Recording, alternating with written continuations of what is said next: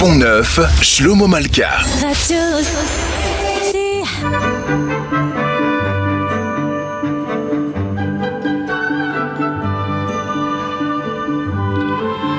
Pont-Neuf, l'émission littéraire hebdomadaire consacrée à l'actualité du livre. Invité de Pont-Neuf, Ariane Jancourt-Galignani, rédactrice en chef de Transfuge, pour parler d'une biographie de Kafka signée Rainer Stach et qui vient de paraître en France aux éditions du Cherche Midi. Ariane Jancourt-Galignani, bonjour. Bonjour. Je suis ravi de vous recevoir. Ce livre, de Rainer Stach, c'est un événement, dites-vous, de l'histoire littéraire. Pour quelle raison ?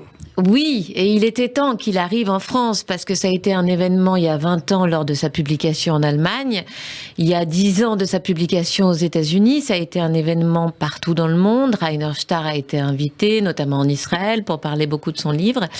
Et en France, eh bien, on attendait, et enfin, aujourd'hui, elle paraît aux éditions du Cherche Midi. C'est la plus grande biographie qui a jamais été écrite sur Kafka. Et quand je dis la plus grande, c'est d'abord physiquement, je veux dire, c'est la plus longue. Tout est exploré. Je veux dire, le moindre semaine, mois de l'année de Kafka est exploré. Et s'il y a eu un nombre incalculable de livres qui ont été écrits sur Kafka, jamais il n'y avait eu de biographie aussi détaillée, aussi précise, aussi riche, aussi synthétique, et en même temps qui fait de réelles découvertes. Alors, c'est le premier d'une série de trois tomes, c'est ça, à paraître d'ici l'an prochain, et ça va clôturer la série à l'occasion du centenaire de la mort de Franz Kafka. Eh oui, 2024.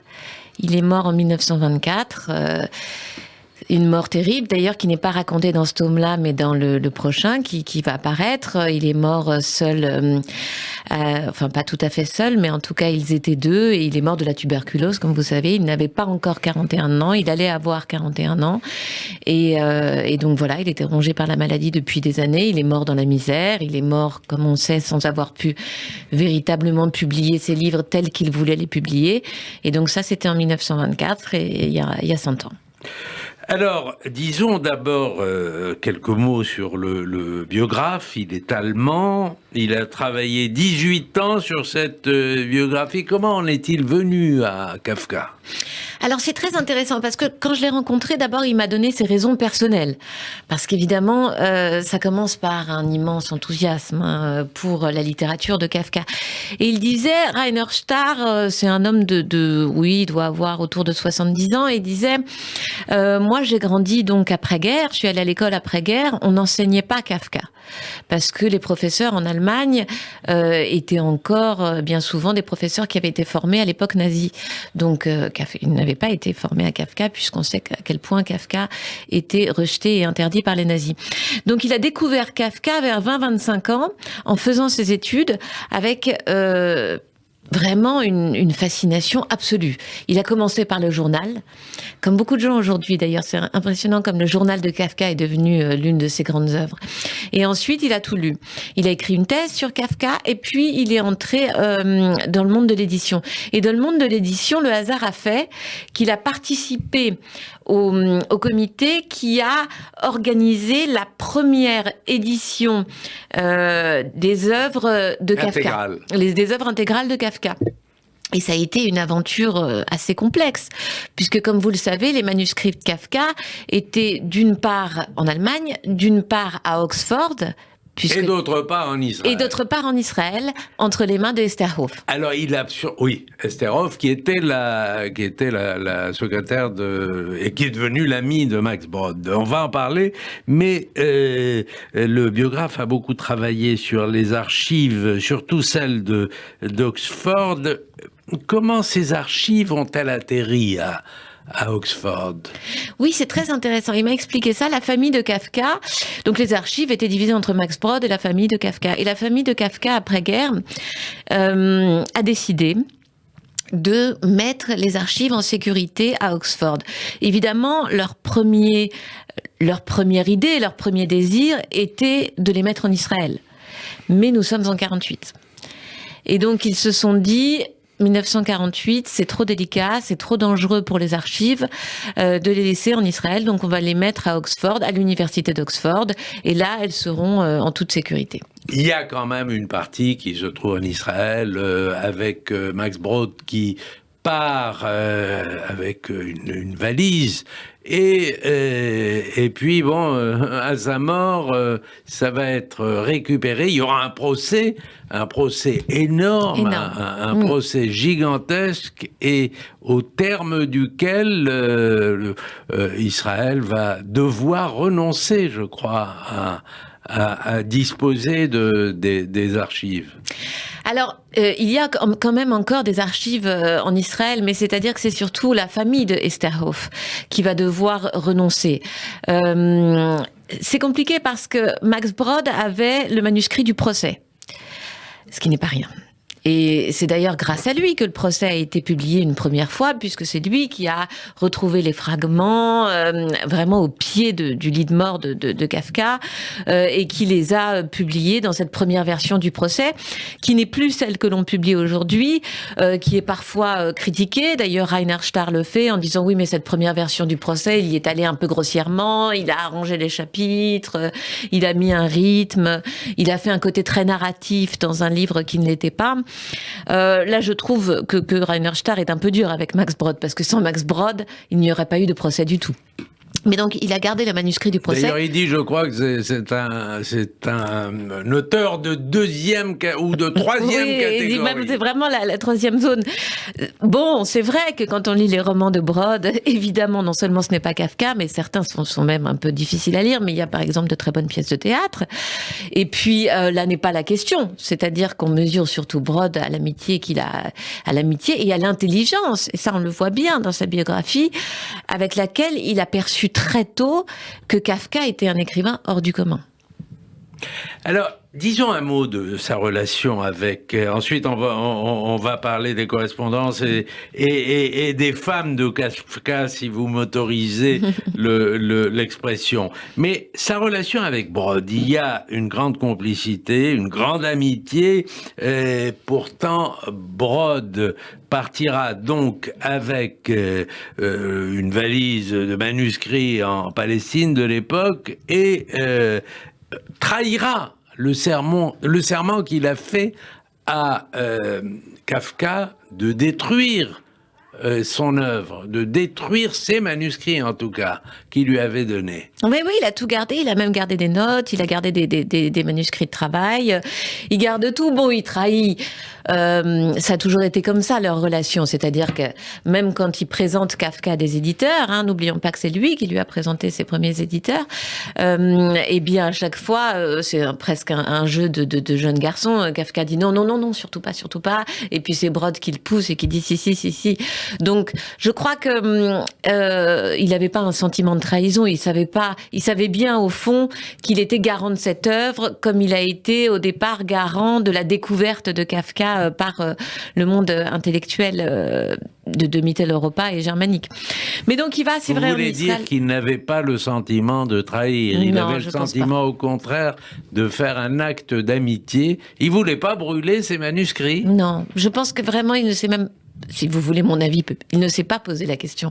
Je pense qu'il savait que son rôle depuis le début était de défendre une œuvre, de défendre quelque chose que portait Kafka en lui, qui, on sait bien, l'oppressait. Kafka lui-même, c'était voilà. Et donc il savait qu'il était garant de cette œuvre-là, au nom de Kafka, mais au nom aussi de Prague, au nom de ce monde auquel ils appartenaient, tous les deux. Au nom de leur amitié aussi, parce qu'ils ont, si mes souvenirs sont bons, ils ont commencer par des écrits en commun, oui, des écrits à deux mains. Oui, alors ça c'est oui, absolument. Ils ont voulu écrire un voyage en Italie tous les deux. Voilà. Et mais je crois qu'ils l'ont pas achevé parce que c'est très compliqué. C'est-à-dire que Brod est quand même, il faut imaginer quelqu'un de joyeux, un peu grande gueule comme on dirait, qui captive les foules, qui est très très sûr de lui, qui est à la fois musicien, poète, écrivain, dramaturge. Et puis Kafka, comme on le connaît, voilà, beaucoup plus rentré, beaucoup plus sérieux, beaucoup plus grave et avec un certain talent de social et de comédien, mais quand même l'inverse absolu de Max Brod. Alors, on va parler quand même, parce qu'il a beaucoup utilisé les correspondances, le biographe, notamment avec Felice Bauer, même si on a surtout les lettres de Kafka à Felice, et il y a très peu de lettres, je crois qu'il y a une carte postale, mais peu de lettres de Felice à Kafka. Oui, et c'est là où Rainer Starr a fait un très beau travail d'enquête, c'est qu'il est allé rencontrer le fils de Felice Bauer. Donc Felice Bauer, la première qui a 90 ans. Qui a lui-même 90 ans, mais tout ça ne nous rajeunit pas, mais qui vit aux États-Unis. La famille Bauer est partie aux États-Unis dans les années 30. Et donc, il a pu raconter un peu ce que sa mère en disait. Mais elle-même a tout détruit. Hein, ouais. Elle voulait pas qu'on... C'était quelqu'un de... C'est ce qu'on découvre dans la biographie, c'était quelqu'un de très secret, Felice Bauer. Et qui se protégeait énormément. Et donc, elle a détruit toutes les lettres qu'elle aurait pu vouloir envoyer à Kafka, oui. Et la relation à Felice, finalement, l'histoire avec Felice est décrite comme un échec amoureux. Elle voulait se marier, et puis lui ne voulait pas. Est-ce que vous diriez la même chose de son histoire avec Milena ? Milena, c'est plutôt l'inverse, puisque Milena, lui, voulait épouser Milena, et Milena ne l'a pas voulu. C'est vraiment Felice et Milena, c'est intéressant de les mettre en parallèle, parce que c'est deux femmes qui ont très peu en commun. Hein. Milena est aussi intellectuelle, polyglotte, cosmopolite, engagée, que Felice n'est pas très cultivée, elle s'intéresse à quelques romans, mais c'est quand même quelqu'un qui veut avant toute chose fonder une famille, qui a sans doute une vraie affection pour Kafka, mais qui ne comprend évidemment pas l'écrivain qu'elle a face à lui, et qui ne comprend pas la vie qu'il va falloir avoir avec cet homme-là. Donc il y a un vrai malentendu entre Felice et Kafka, une énorme pudeur, l'expression aussi d'une époque entre eux où ils sont incapables de parler d'amour, de sexualité, de relations hommes-femmes. Ils sont capables finalement de parler de très peu de choses parce qu'ils sont prisonniers de leurs principes et prisonniers de ce que c'est que on est avant la Première Guerre mondiale, donc dans les années 10. Donc prisonniers de ce que c'est que deux jeunes gens, l'une à Berlin, l'autre à Prague, dans un milieu très conservateur, d'une bourgeoisie assez conservatrice. Alors que Milena, évidemment, ça n'a rien à voir. Il parlera de sexualité avec Milena. On sera dans quelque chose de beaucoup plus libre. Ils n'auront pas le même âge aussi. Hein. Il aura plus de 30 ans, alors que dans le premier, il a une petite vingtaine. Donc, il se sentira beaucoup plus libre avec Milena. Et Milena sera sans doute la seule avec qui il pourrait imaginer fonder un couple à long terme, un couple qui ne serait pas qu'un couple marital, mais aussi un couple vraiment de partage intellectuel. Alors, on va parler dans un instant du dernier amour d'Ora, qui est encore autre chose, mais donc Rainer Starr vous dit aussi dans la même interview que la guerre de 14 a été, à ses yeux, aux yeux de Kafka, la plus grande catastrophe de son existence. Oui. Et alors ça, c'est une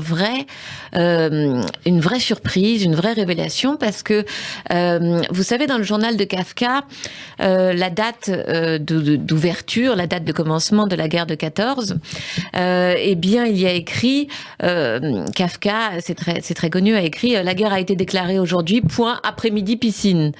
Et donc on a beaucoup dit que Kafka, évidemment le rêveur, était totalement imperméable à ce qui se passait autour de lui jusqu'à la Grande Guerre. Et en vérité, c'est faux. D'une part parce que il est pas en première ligne, il ne va pas combattre, hein, il a des gros problèmes de santé, donc il ne va pas combattre, il n'a pas encore la tuberculose, mais il est quand même assez affaibli, mais il est en première ligne dans son travail, puisqu'il va accueillir tous les blessés de la Grande Guerre. Et c'est d'ailleurs comme ça qu'il va attraper la tuberculose. Donc on peut dire que, d'une certaine manière, que Kafka est mort des conséquences de la Première Guerre mondiale, puisqu'il va attraper la tuberculose par les vétérans de la Première Guerre mondiale qui vont venir chez lui et qui vont lui demander ou de lui trouver un emploi ou de lui donner une pension. Donc il va vraiment voir les blessés. Et puis il va voir aussi les émigrés de la Première Guerre mondiale. Et ça, c'est assez frappant dans le livre, c'est-à-dire qu'il va voir toute cette communauté juive de Russie et de tous les pays de l'Est qui, fuyant les pogroms et fuyant le chaos de la Première Guerre mondiale, arrivent à Prague. Et donc lui va beaucoup s'occuper de ces réfugiés juifs et va découvrir un autre judaïsme qui va le passionné et qui en même temps va le renvoyer lui-même à sa bourgeoisie, si je puis dire, et à son identité inconnue qu'il va ensuite beaucoup essayer de comprendre avec Dora et à la fin de sa vie.